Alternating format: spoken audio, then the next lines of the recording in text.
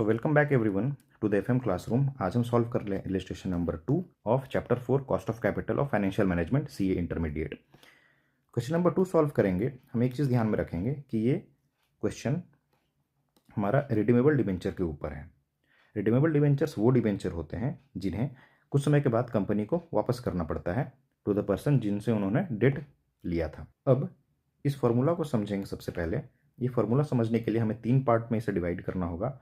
First part will be this, second part will be this and third will be this. Okay, एक एक करके इस part को समझते हैं, उसके बाद ये फॉर्मूला हमारे लिए बहुत ईजी हो जाएगा।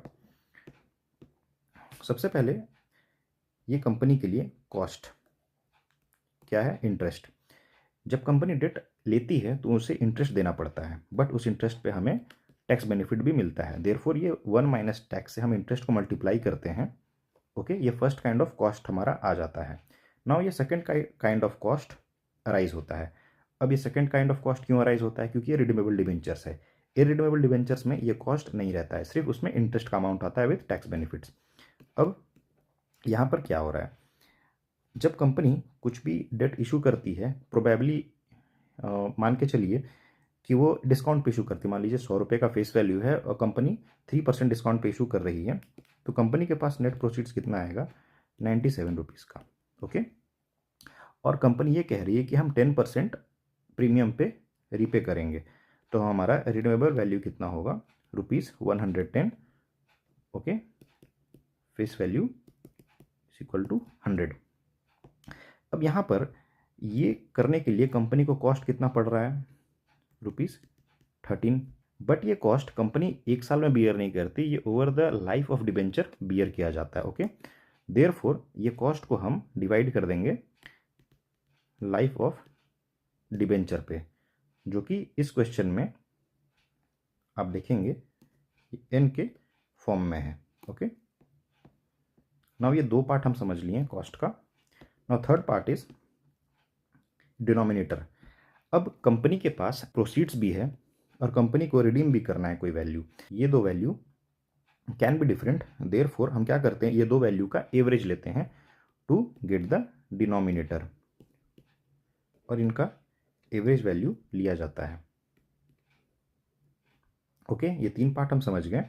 नाउ अब ये फॉर्मूला अगर डिराइव करें हम लोग without saying this,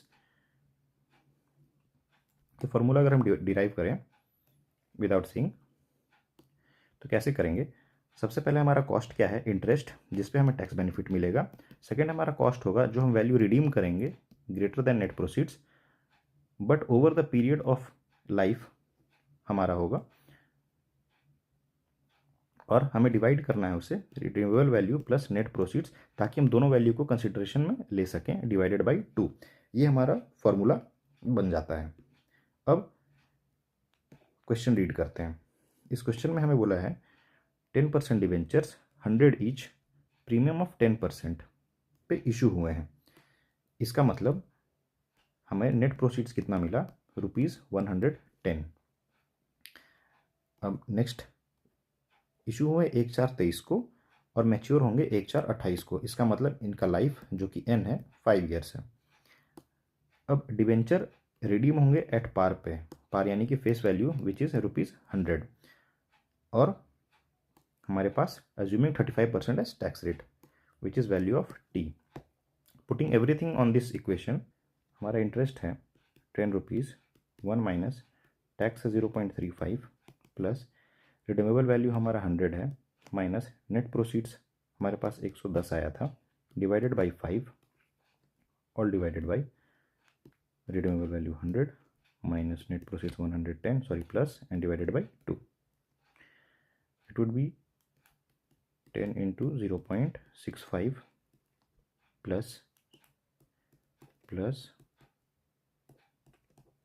minus 10 by 5 divided by 105, which will give us 6.5 minus 2 divided by 105, which is 4.5 divided by 105.